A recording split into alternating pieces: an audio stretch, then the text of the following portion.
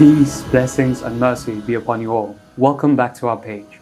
In the video today, we're going to be exploring who God is and what the three major Abrahamic faiths believe God is like and why.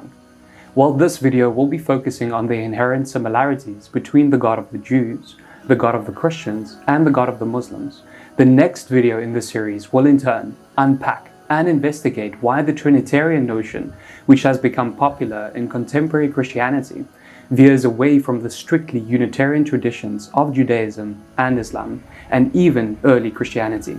But let's not get ahead of ourselves. First, let's meet God as described in the Torah, the Bible, and the Quran.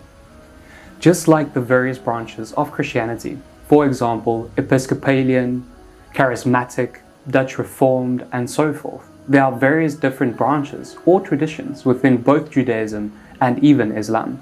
What we need to remember at all times is that these deviations are man-made inventions, distinctions drawn after the relevant revelations, and not decreed by God in any of the three major Abrahamic faiths.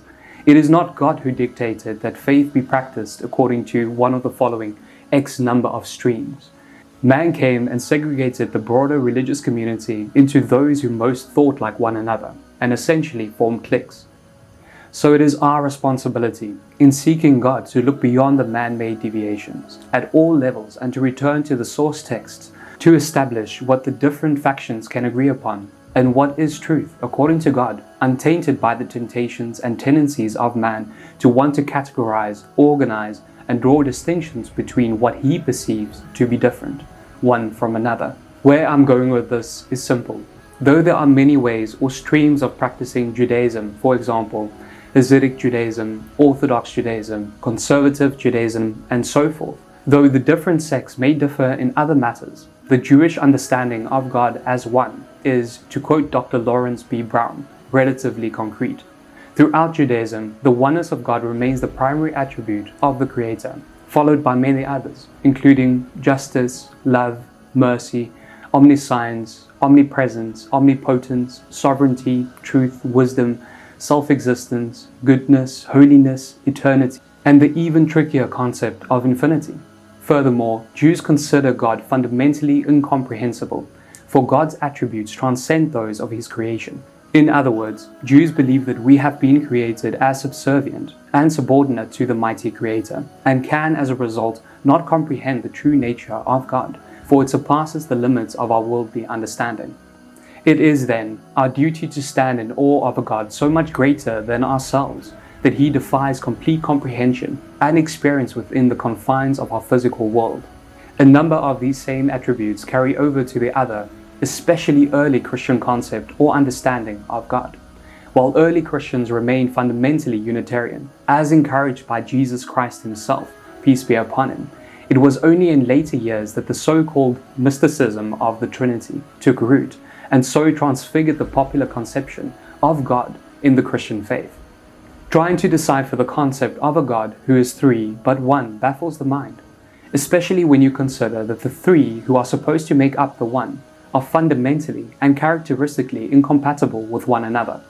To use a simple example, if God is accepted by Jews, Christians, both early and contemporary, and Muslims alike to be without beginning and without end, how could a mortal man be equal to or a part of an eternal God?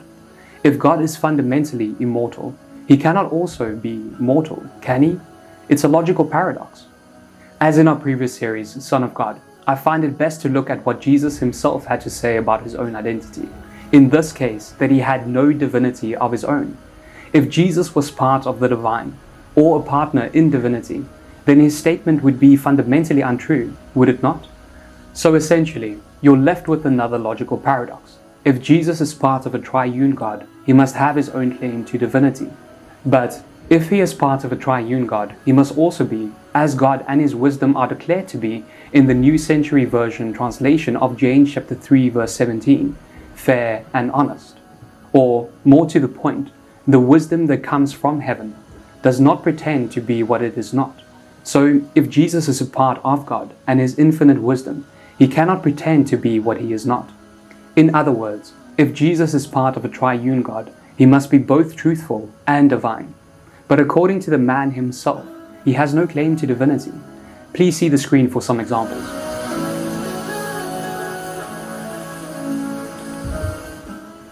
Which begs the question, is Jesus honest or is he divine? And how can he be considered godly if evinced by his own statement he cannot be both?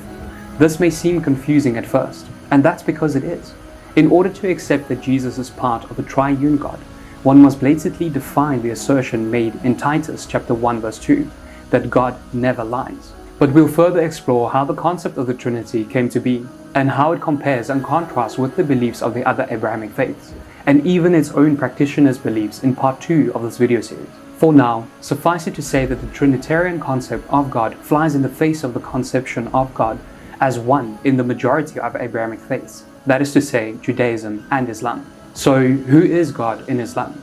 In Islam, God is He who has power over all things, He who encompasses all things in His knowledge, the one to whom belongs whatever is in the heavens and whatever is on the earth, for He is evermore self-sufficient and praiseworthy. God is thus fundamentally conceived of as all-knowing, all-powerful, and self-sufficient. Anything or anyone who does not meet these three primary criteria can thus be discounted from any claim to divinity, which makes sense. As we know, God is without equal. While Muslims thus accept and even celebrate Jesus, peace and blessings be upon him, as a messenger of God, we do not believe that Jesus can be God, for the simple reason that he is not all-knowing, he is not all-powerful, and he was not self-sufficient. Makes sense? Ultimately then, the Jewish, early Unitarian Christian, and Islamic conception of God have far more in common than contemporary mainstream media would have you believe. However, if you'd still like to know more about how contemporary Trinitarian Christianity compares and contrasts with the conception of God in Judaism and Islam, I encourage you to subscribe to our page and to our YouTube channel, and to check out part 2 of this video series, which will explore the history and paradoxical nature of the concept of the Trinity in more detail. Until then, as always, if you have any questions about any of the content I've shared with you today, please feel free to contact me through our page, and I'll be more than happy to share more additional resources with you. Until then, all the best of blessings to you and your family. Jazakallah khair.